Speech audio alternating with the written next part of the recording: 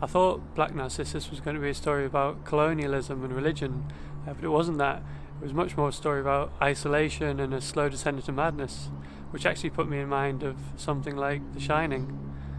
They did a really good job of creating the isolation through a number of ways. The production design in particular, creating this sort of cliff-top convent with, the walls were just these sheer cliff boundaries, created a sort of a physical isolation from the world, even though they were in the open.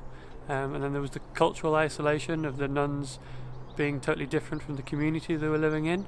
The community representation was a little unfortunate. There was some blackface and some misrepresentation of the culture, but it got the point across, I thought.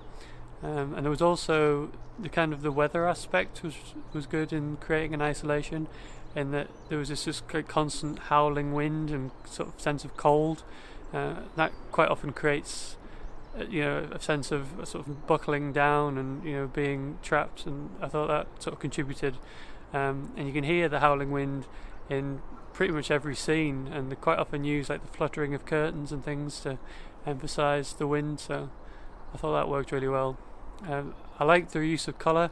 Obviously they were trying to take advantage of the technology, and they use a lot of like matte painting work and stuff like that.